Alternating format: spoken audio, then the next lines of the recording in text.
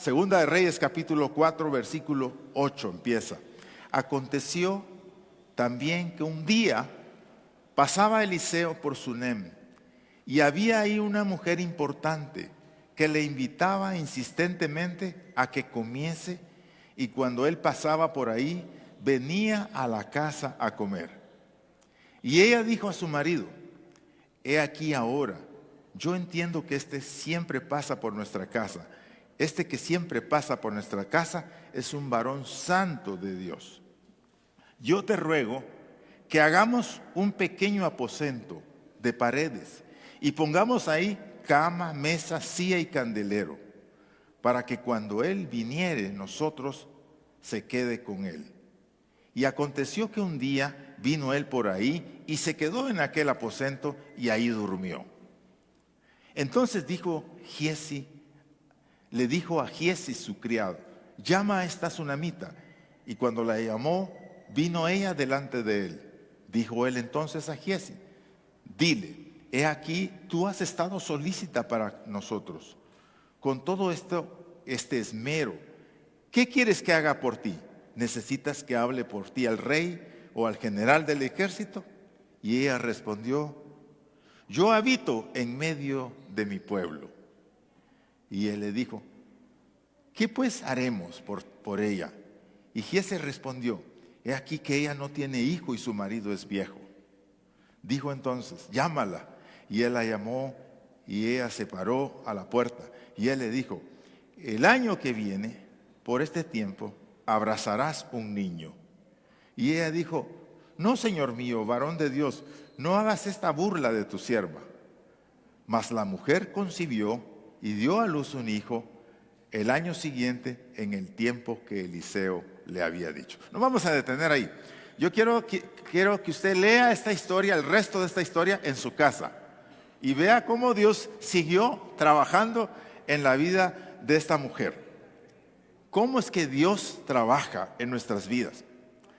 Hermanos, Dios siempre va a usar a las personas de corazón dispuesto y generoso para Él. Siempre va a hacer eso extraordinariamente en nuestras vidas. Sobresale esta mujer, ¿verdad? Las mujeres en la iglesia siempre son mayoritarias. En el mundo también, por alguna razón, hay más mujeres que hombres en el mundo. Entonces, las mujeres son un tremendo ejército que Dios quiere usar y quiere utilizarlas para la predicación del reino de los cielos. Entonces, hermanas, nosotros como parte de nuestra historia en la Iglesia de los Amigos tenemos el honor de que fueron mujeres las que plantaron esta denominación en Guatemala en 1902. Hay muchos nombres en la historia de los Amigos en donde encontramos de mujeres, ¿verdad? Miss Matilde, Miss Ruth. A nosotros nos dieron clases mujeres, nos entrenaron mujeres en el seminario, nos entrenaron como obreros. Mujeres, muchas de ellas, ¿verdad? Hay hombres importantes, pero aquí en la historia de los Amigos, la mujer, la persona más famosa, más nombrada es Miss Ruth. Ella sirvió por 40 años en Guatemala y está sepultada en Chiquimula. Ahí está su tumba. Ella dijo: aquí vine a servir al Señor y aquí me quedo. A ella se le conoce pues como una de las grandes líderes, como la primera superintendente de nuestro campo que llevó el evangelio a mi familia, a mi propia familia y a familia que nosotros tenemos cercano. Mientras yo trabajo en el reino, Dios trabaja en lo que yo hago, en lo que yo necesito que Él intervenga. Mujeres siguen escribiendo la historia de los Amigos. Cuando en el 2007 nosotros habíamos decidido enviar a la segunda pareja de misioneros a Camboya, hermano Randolfo, Rosita, sus 2 hijos, pues ya habíamos decidido, hermanos, y teníamos listo pues todo el andamio, pero no teníamos los pasajes. Entonces, ¿saben? Una hermana que se llama Victoria Dolores de Nájera, residente en Neipala, Viuda era en ese tiempo ya, hermana Dolores, dijo, yo quiero poner los pasajes para que estos hermanos se vayan. Y nos dio aproximadamente 63,000 quetzales para poder pagar. Pero ella sigue escribiendo cosas en la historia, porque ya es una ancianita que necesita cuidados, pero todavía muy consciente. Y recientemente nos mandó una carta diciendo que ella quería donar a la obra misionera de Camboya su casa de propiedad en Chiquimula, en San Esteban. Entonces estamos haciendo un trámite de traspaso para que esa casa quede como propiedad de la misión Amigos para Camboya. Hermanos, mujeres generosas, siempre Dios las ha usado. Ha usado muchos hombres generosos, pero en generosidad lea a los profetas, lea a reyes y se va a dar cuenta que las mujeres sobresalen. A una viuda Dios mandó a alimentar a Elías. Le dijo, vas a alimentarme a este profeta por 3 meses. Los profetas comen, hermano, y comen bien. Bueno, les mandó. ¿Cómo es que eso ocurre? Bueno, hermanos, es cuando entendemos de qué está tratando Dios de hacer con nosotros.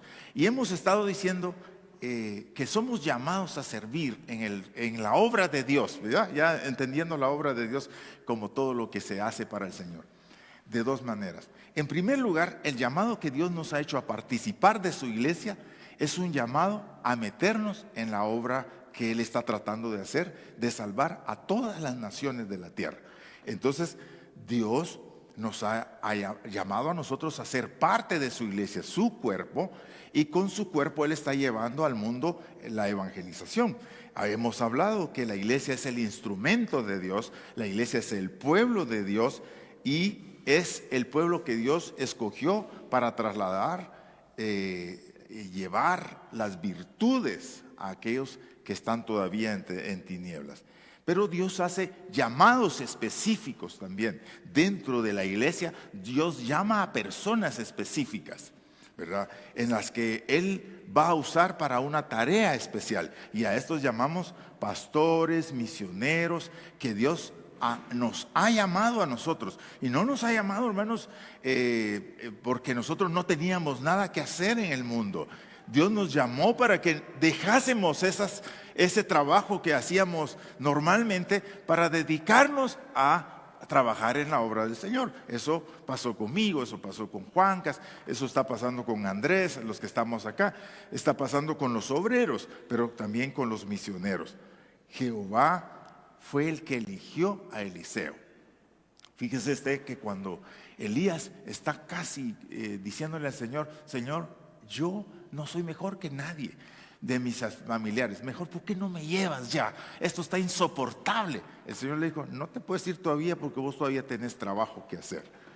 Le dijo el Señor, cuando estaba allá en la cueva, ¿qué haces tú aquí, Elías? Esa pregunta se encuentra en el capítulo 20 de Primera de Reyes. El Señor le dijo, ve, vuélvete por el mismo camino hacia el desierto de Damasco. Llegarás y ungirás a Hazael como rey de Siria. A Jehú, hijo de Ninsi, lo ungirás como rey de Israel. Y a Eliseo, hijo de Safat, de Abel Meola, lo ungirás como profeta para que ocupe tu lugar. Partió de ahí Elías y halló a Eliseo, hijo de Safat, que estaba arando la tierra. Delante de él iban 12 yuntas de bueyes y él conducía la última. Elías pasó ante él y echó sobre él su manto. Una acción que hacían los profetas en donde era como una señal, decir, Dios te ha elegido para que seas mi sucesor. Entonces dejó los bueyes, salió corriendo detrás de Elías y le dijo, te ruego que me dejes besar a mi padre y a mi madre, luego te seguiré. Y él le dijo, ve, regresa, ¿acaso te lo he impedido? Me gusta esta parte, este versículo que estoy leyendo. Le dijo, regresó Eliseo, tomó un par de bueyes y los mató. Los bueyes con los que estaba arando, los mató, y con el arado dice que hizo leña y coció los toros para darle comer a las personas. Me hizo pensar en esto, hermanos. ¿Por qué? ¿Quién es el misionero? El misionero es aquel que Dios ha llamado de detrás de los bueyes, detrás de un escritorio, detrás de un laboratorio químico, biológico que tenía Rosita. Ella tenía un negocio exitoso en Chiquimula. Es bióloga y tenía un laboratorio reconocido ya. Y Dios le dijo: necesito que cambies de trabajo. Y entonces la llamó. Me gusta esta parte. Dice que, ¿qué ha hecho el profeta? ¿Qué es lo que ha hecho un misionero? Un misionero ha agarrado su profesión y la hizo leña. La echó al fuego y la quemó. Fíjese que yo nunca me había puesto a pensar en eso. ¿Se recuerdan cuando dice que Hernán Cortés? Hay esa historia de que Hernán Cortés sale de Cuba para venir a las costas de México, y entonces, estando ahí, como él se había rebelado con el gobernador en Cuba, que era el representante del rey, él viene, y para que sus soldados no se le regresaran, él quemó las barcas, y de ahí se tiene, quemó las barcas, dice, ¿verdad? Es decir, quemó los barcos para que ninguno pudiera regresar y pudiera irse y conquistaran, entonces se metieran a la empresa de conquista. Bueno, ¿cómo es que un hombre como Elías termina en el ministerio? No es porque no tenga que hacer. Fíjese usted que él se nota, él está trabajando en su tierra, tiene 12 yuntas, tiene por lo menos 11 trabajadores a su cargo, tiene tener bueyes en ese tiempo era tener fuente de trabajo, ¿no? Tenía toda una empresa de la cual vivir, pero Dios lo llamó. Y no fue idea de Eliseo, fue idea de Dios. Entonces ese obrero que Dios ha llamado para ir al campo, no está en el campo porque es su voluntad. No está en el campo porque él no tenga que hacer, no tenga de qué vivir, ni tenga de qué comer. Está en el campo porque él ha recibido de Dios el llamado. Y en este caso, fíjese que Dios le habla a Elías: y vas a ir a buscar a este hombre y lo vas a traer y lo vas a ungir y lo vas a preparar como tu profeta. Y de ahí, desde entonces dice que Eliseo se convierte en el servidor, sucesor de Elías, buscado por Dios, elegido por Dios, dejó su trabajo, dejó todo. Un profeta, un pastor, un misionero es alguien a quien Dios ha llamado. Ha renunciado a su trabajo, a su labor, para servir y digamos, ganarse la vida, sostener su familia de lo que él sabe hacer, de lo que él aprendió a hacer en la vida, para dedicarse a depender del Señor. Así que Eliseo no está aquí en este negocio del reino porque él no tenga nada de qué vivir ni de qué hacer. Él tenía mucho de qué vivir, y vivir bien, y vivía muy bien, pero Dios tenía otra manera de que quería usarlo. Y aquí es donde está el punto del llamado. ¿Por qué? Dios llama a la iglesia. Cuando Dios le llamó a pertenecer a esta congregación y a la iglesia universal de Dios en la fe en Jesucristo, prácticamente usted está llamado a hacer lo que Dios quiere que hagamos como congregación. Pero hay personas aquí a quienes Dios ha seleccionado para que dejen su trabajo y se vayan al campo misionero, o se vayan a servir como obreros en una iglesia, o sirviendo al Señor en el campo. Hay personas aquí. Dios ha elegido personas aquí, ha llamado personas aquí y las tiene señaladas, y no los va a dejar hasta que ellos puedan completar esta parte. Bueno, cuando Eliseo entendió que Dios lo había llamado, agarró los arados, los partió, juntó un fuego, mató los bueyes y dijo: cómanselo, los invito a todos. Fíjese usted que por el otro lado vemos a un hombre generoso, desprendido, ¿verdad? ¿Por qué? Ya está aprendiendo que Dios tiene que guiarlo. Bueno, ¿por qué está un misionero donde está? Bueno, Dios lo ha llamado, hermano. Es la voluntad de Dios para él. ¿Cómo se sostenía un profeta? Bueno, el Señor había mandado. Fíjese que los profetas, el movimiento profético surge como sustituto del movimiento sacerdotal que se había degenerado en el tiempo de los jueces. Y entonces surge el movimiento profético, el profetismo en Israel, ellos ya no son de la tribu de Leví necesariamente, sino son personas que Dios llama en diferentes tribus, y ellos ofrecen sacrificios y consultan al Señor y enseñan al pueblo. Entonces ese era el trabajo. Los sacerdotes y levitas, es decir, toda la tribu de Leví, no tendrán parte ni heredad en Israel. De las ofrendas quemadas a Jehová y de la heredad de él comerán. Tendrán pues heredad entre sus hermanos. No tendrán pues heredad entre sus hermanos. Jehová es su heredad, como él les ha dicho. Josué, cuando se repartió la tierra, dijo: pero la tribu de Leví no le dio heredad. Los sacrificios de Jehová, Dios de Israel, son su heredad, como él les había dicho. El misionero, hermanos, vive de lo que nosotros le damos a Dios. De ahí comía el profeta, de los sacrificios que llevaba la gente, las primicias, sí, ¿verdad? De ahí le daban y él comía. Así que el profeta comía bien, hermanos. Comía bien, ¿por qué? Comía lo que el pueblo comía. Dios no diseñó el trabajo profético y pastoral para que uno viva: ay, cuánto quisiera, cómo huele campero. Ay, no, hermanos, no, esa no es la idea, hermanos. El profeta debe comer lo que usted come. ¿Por qué? Porque usted ofrenda para Dios de eso que usted come. Eso, en este tiempo, ¿verdad? Si usted como familiar quería celebrar, hacer una fiestecita, usted decía: yo creo que con un cordero me alcanza. No, 5 corderos vamos a hacer, porque va a ser grande la familia. Entonces mataban los 5 corderos, y de esos tenía que apartar algo para el profeta. Así que usted se echaba el banquete en su casa y él se lo echaba en el templo. Usted cosechaba manzanas, tenía que diezmar y ofrendar las manzanas. Una parte de eso al profeta. Todo, hermano, así era. Entonces, el obrero, el pastor, no debe de vivir en la miseria. Debe vivir al nivel que vive su congregación. El misionero debe de tener todo lo necesario al nivel que vive el pueblo de Dios, de tener todo lo necesario. Nosotros tenemos casa, tenemos cómo sostener nuestra familia, le pagamos la educación a nuestros hijos, todo eso está, bueno, el misionero lo necesita. ¿Y cómo es que Dios lo diseñó? Lo ha dejado a la misericordia del pueblo de Dios. ¿Quiénes deciden cómo el misionero vive? Somos nosotros. En la manera como nosotros compartimos. Están llamados por Dios, sostenidos. Ellos comerán, dice: yo seré su herencia.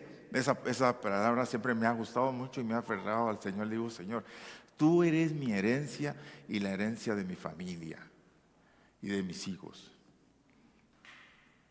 La mejor herencia que yo les estoy dejando a ellos son tú, Señor.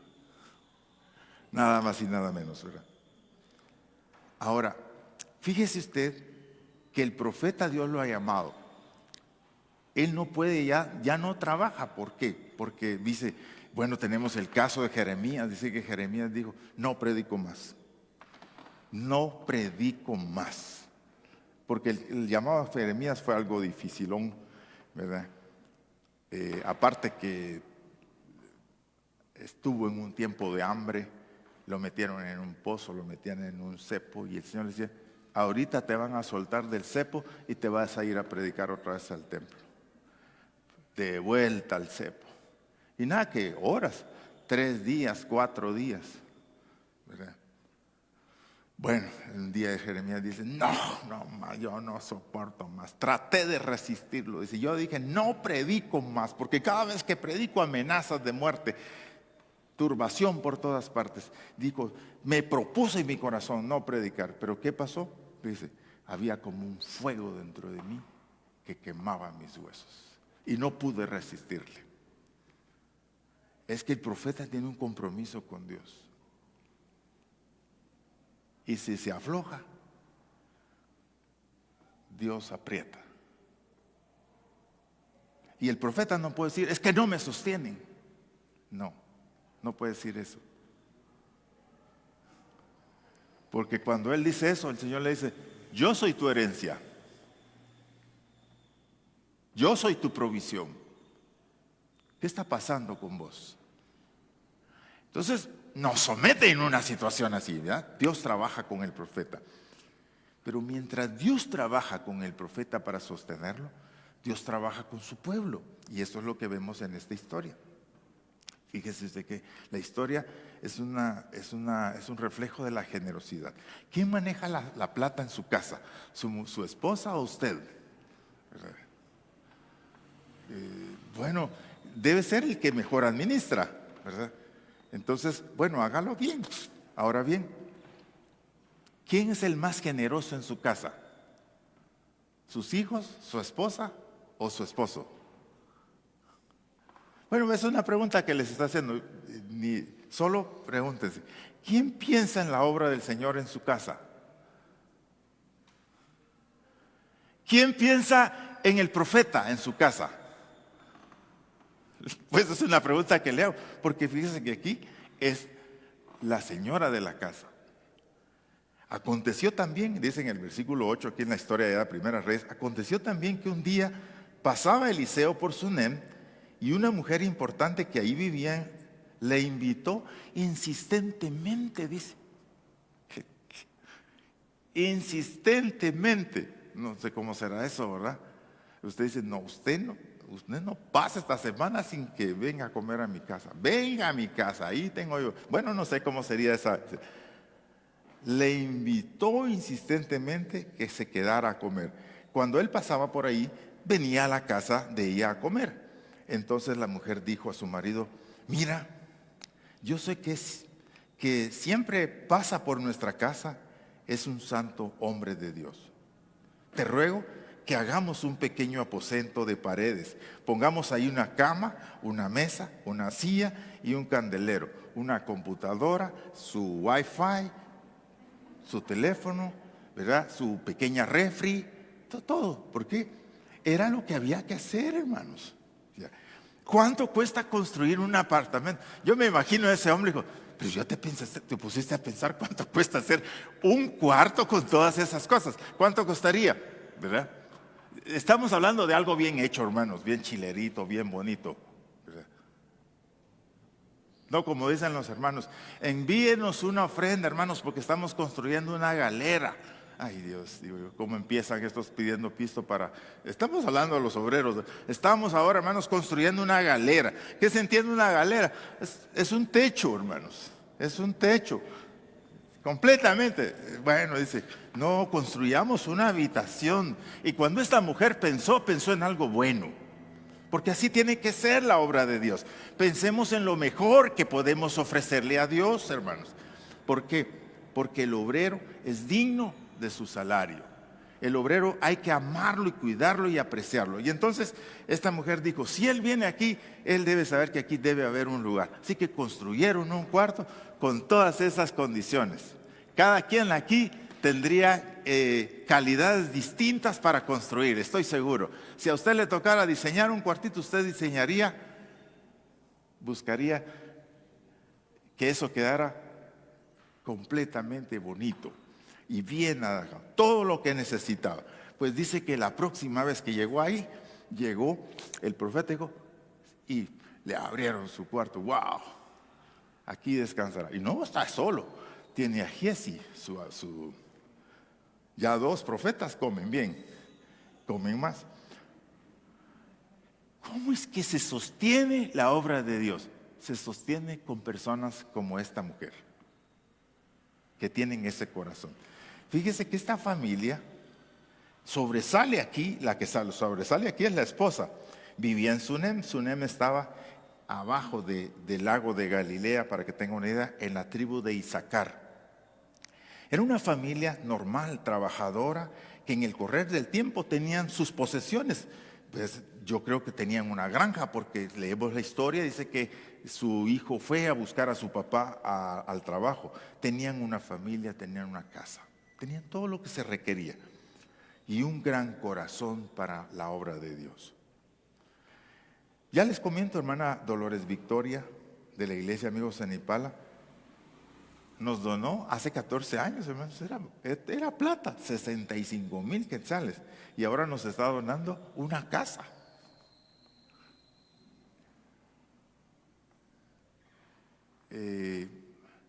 Alguien dice, sí, pues, si por eso es que los pastores tienen plata. No es para el pastor, es para la obra en Camboya, ¿verdad?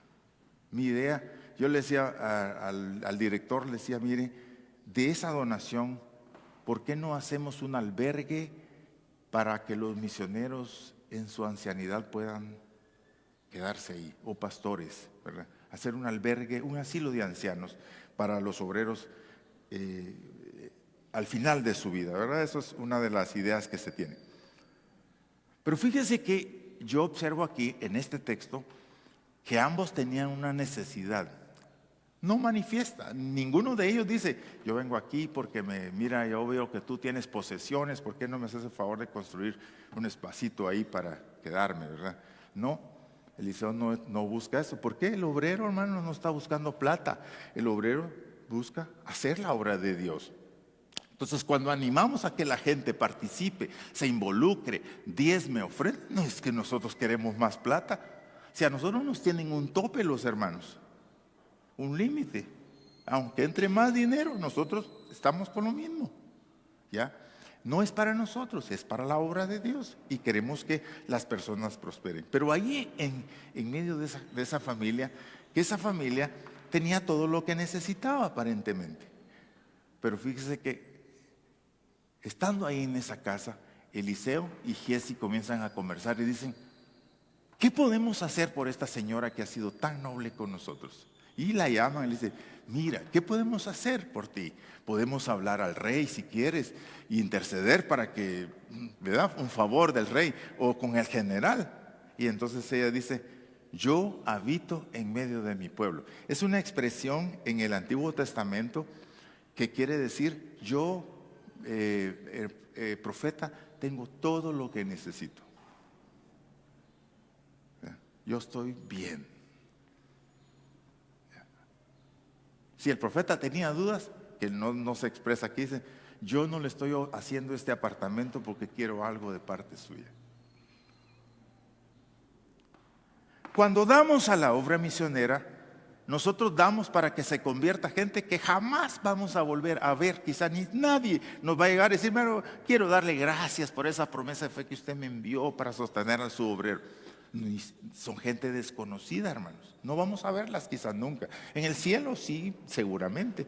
Pero aquí en la tierra no nos podrán agradecer. Ellos nunca quizás nos van a poder mandar una nota personal. Gracias por habernos contribuido. No, es gente que no puede agradecernos. Ni siquiera sabe quiénes somos nosotros. Y entonces es el profeta el que piensa.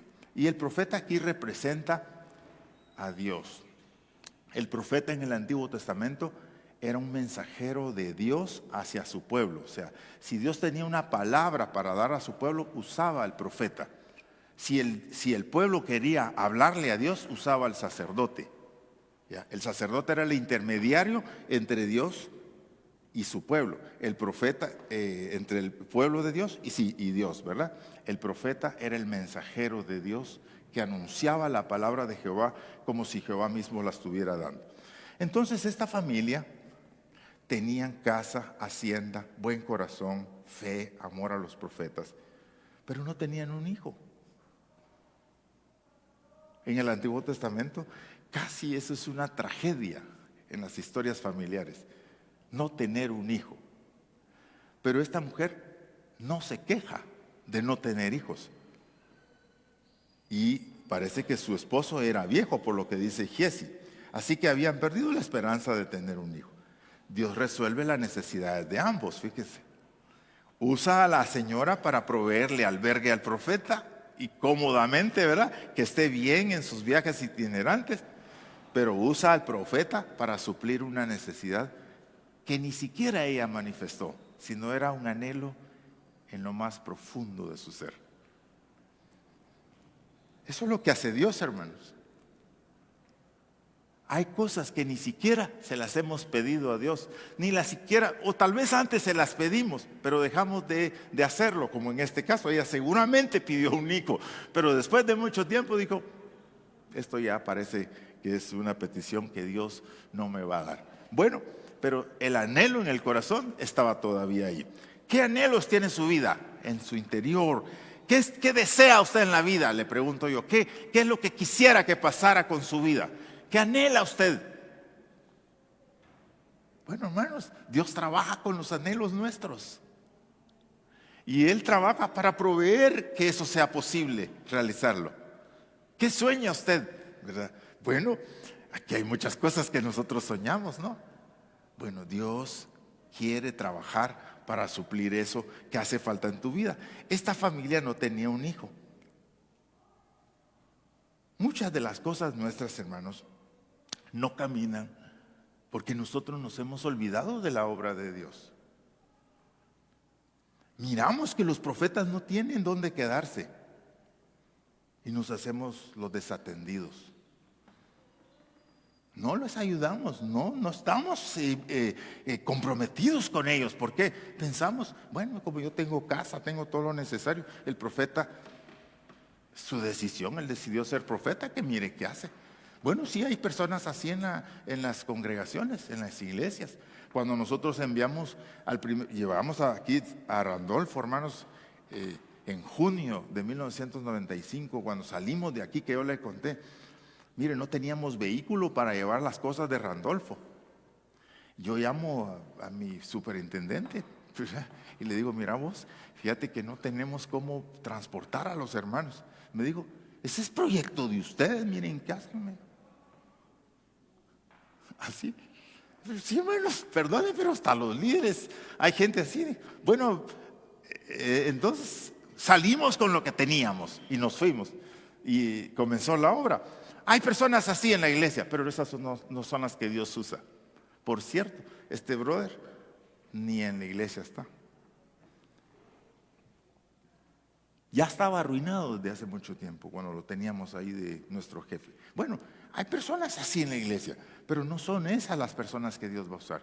Dios usa a la gente que le ama, que mira que su obra se está haciendo a través de sus siervos y quieren ser partícipes de ella. Así que Dios vino y usó a esta mujer. Pero Dios sabía que esta mujer necesitaba también de algo. Y entonces, platicando, dice, Jessy, ¿qué podemos hacer por esta mujer? Me impresiona la respuesta de esta mujer. Yo, Señor, habito en medio de mi pueblo, respondió ella.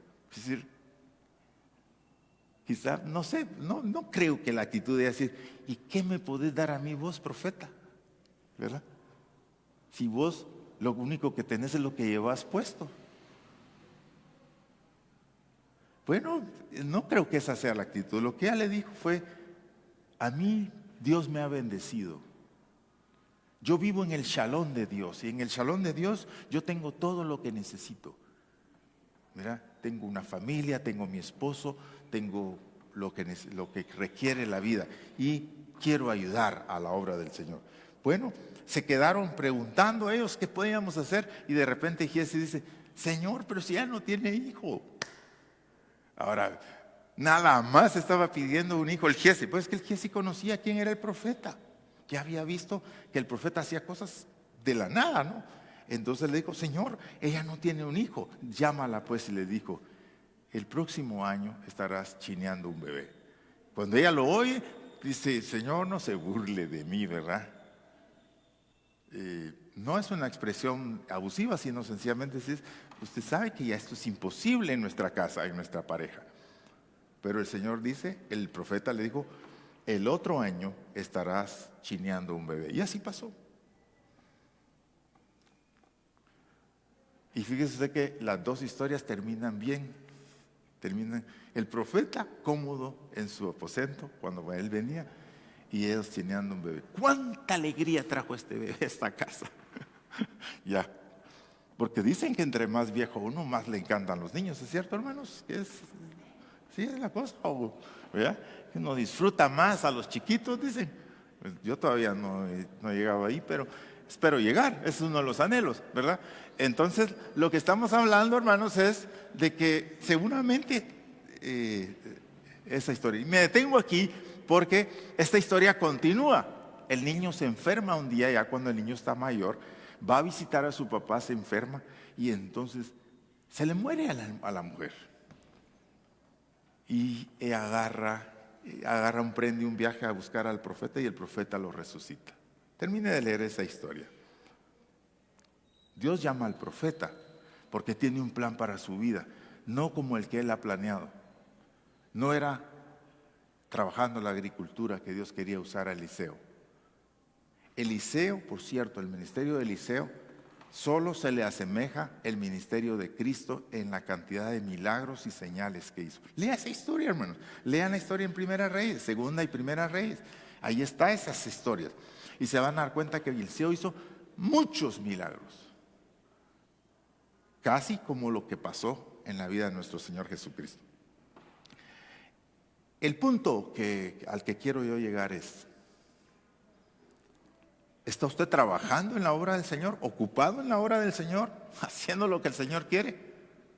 Porque Él quiere trabajar en sus cosas. En las cosas que no ha podido resolver ni con su trabajo, ni con su fe, ni con todo lo que Dios le ha permitido acumular. No había podido esta familia suplir, pero Dios tenía un plan para ellos en el que iba a utilizarlo. Bueno, Dios trabaja en nuestras cosas cuando nosotros trabajamos en las de Él. Dios resuelve. Fíjese usted que yo he comprobado que haciendo la obra del Señor, Dios me resuelve mis problemas, mis asuntos de vida. Bueno, así es el Señor. Dios es el que provee. Así que esta persona le hacía falta entender que Dios podía proveer vida donde no la había. Y Dios se muestra aquí a esta mujer como el creador de la vida, el diseñador y creador de la vida. Y le da un hijo cuando ella ya no podía humanamente tenerlo. Así que usted está invitado a pensar en eso. Dios es el proveedor, amados hermanos. Y como proveedores nosotros necesitamos pensar: ¿qué puedo yo hacer para la obra misionera? La ofrenda de esta mujer fue generosa. Generoso no quiere decir, amados hermanos, que es una gran cantidad. En este caso fue generoso. Fue pues construir un cuarto. ¿Cuánto costará? 30, 20.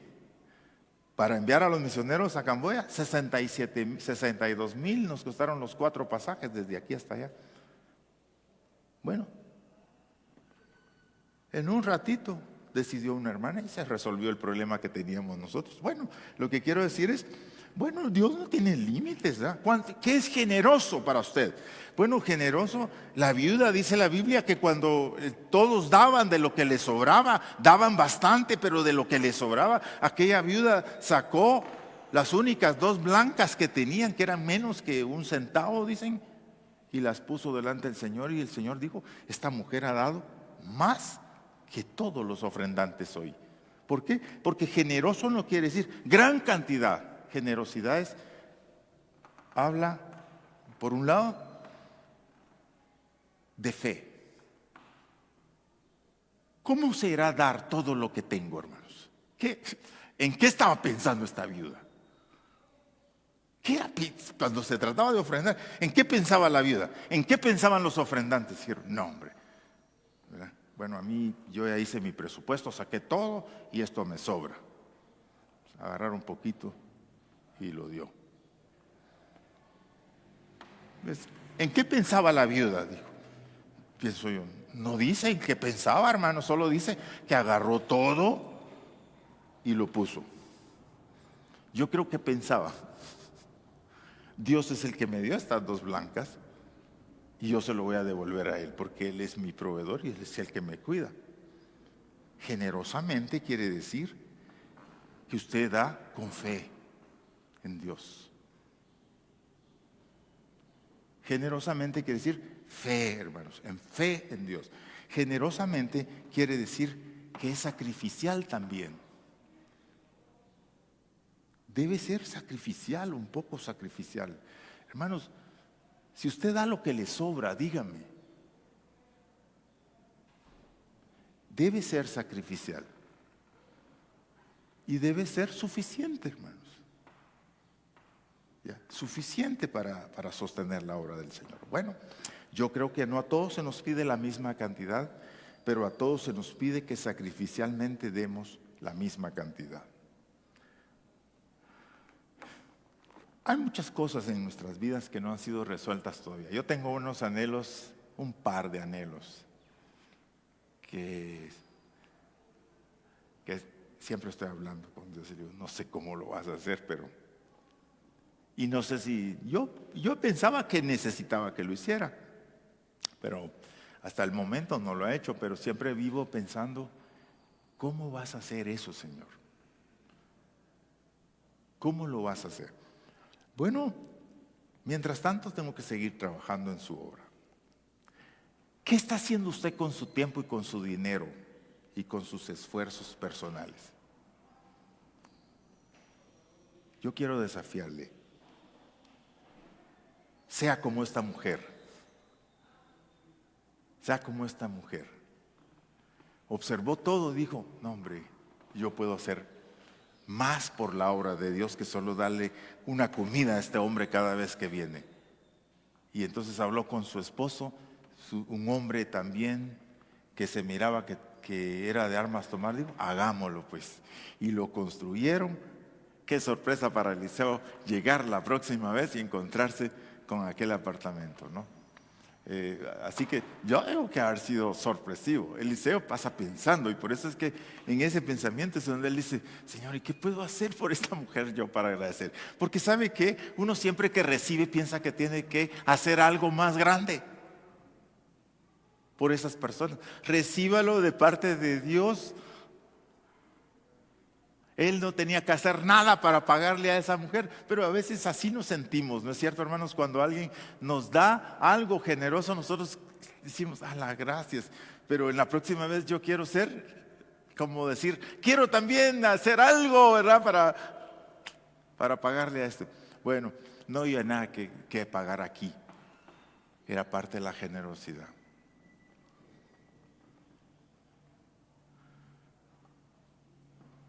Y es ahí donde surge la idea de que dice, esta mujer ha anhelado siempre un bebé. Y entonces Dios usa al profeta para suplir esa necesidad. Dios llamó al profeta, hermanos, y Dios lo va a sostener sin usted o con usted y yo. O sea, Dios no lo necesita a nosotros. El profeta tal vez no necesita a nosotros, pero Dios no nos necesita. Entonces, lo que quiero decir es, si usted decide participar, hágalo, porque si tiene en su corazón hacerlo, hágalo. Si usted tiene la fe para empezar, hágalo. ¿Por qué? Dios quiere bendecirle a usted, no solamente al profeta. Ya quiere hacer esa cosa de doble vía. Dios llama a las personas como usted y yo para que podamos proveer para los misioneros y los obreros que están en el campo sirviendo al Señor. Y que ellos estén sostenidos sin la preocupación de que tienen que estar haciendo la obra y también estar haciendo el trabajo para sostener sus familias. Mientras nosotros respondemos en la parte que nos corresponde, confiar en el Señor, obedecer lo que Él nos indica, Dios está trabajando para llevar a su casa lo que a usted le hace falta. A veces un trabajo, a veces una situación de solución en la familia, a veces economía, salud, tantas cosas que se dan en la vida. Pero es posible, hermanos, que nosotros estamos tan enfocados en nuestras necesidades que nos hemos olvidado de la obra. Su poder se manifestará lo suficientemente para suplir un hijo o sanar y resucitarlo, porque Él no tiene límites. Entonces es en Él que confiamos. Entonces cuando hablamos de la promesa de fe, yo le quiero decir, en primer lugar, no dé para que Dios le dé. No dé de sus diezmos, ¿verdad? Sino de lo que Dios le da para sostenerse. Bueno, si decimos de fe, pues piense en lo que Dios puede proveerle. Diga, Señor, yo quiero que me proveas tanto, yo quiero darlo para ti, y comience a hacerlo. Bueno, el formulario ya se los he enviado. Ahí lo tienen en su teléfono. Si ustedes lo quieren llenar, solo tienen que puchar su nombre, su teléfono, y nos los reenvían para tener el registro, hermanos, acá. Nadie le va a estar cobrando. Solo queremos saber, a final de mes vamos a decir cuánto es lo que vamos a ofrendar entre todos en promesas de fe. En el último domingo de marzo vamos a dar el anuncio, hermanos, hemos llegado a ofrecer entre todos, vamos a dar tanto este año mensualmente.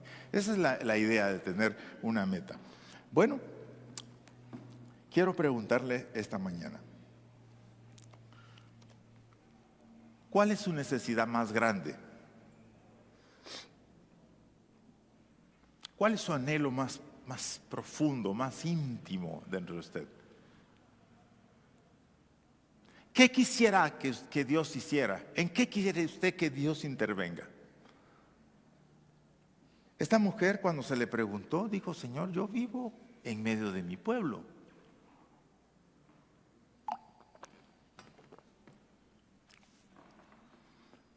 A veces Dios nos tira esas preguntas tan rápido que nosotros no sabemos ni en qué pensar, pero ya en el proceso de los minutos y en el tiempo vamos a decir, ¿por qué no le pedí yo esto? ¿Verdad? Entonces, bueno, si en ahorita Dios se lo indica, dígale, yo tengo este anhelo, Señor. Pero,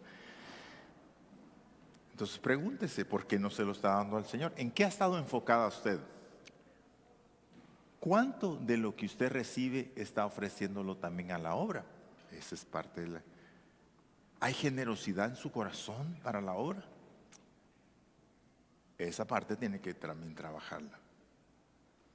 Obedezca lo que su corazón y su intención le están llevando a hacer. Y entonces deje que Dios se ocupe de lo que a usted le hace falta. Ellos son mi herencia, dijo el Señor. Pero en realidad, hermanos, nosotros somos sacerdocio santo. Ahora la iglesia es el sacerdote de Dios. ¿Cuál es la herencia del Señor? Del sostenimiento de la iglesia es Dios mismo su herencia. Él es, ahora somos los sacerdotes nosotros, ya no es aquella casta especial, sino todos los que hemos creído en el Señor nos hemos convertido en sus reyes y sacerdotes. Bueno, yo le desafío, tomemos un momento para orar y piense, quiero, Señor, responder a ti. Y quiero responder en fe, con una cuota de fe, Señor, con una cuota de sacrificio y con mucha esperanza, Señor. Así que yo quiero que esta promesa de fe represente en mí la fe que tengo en ti,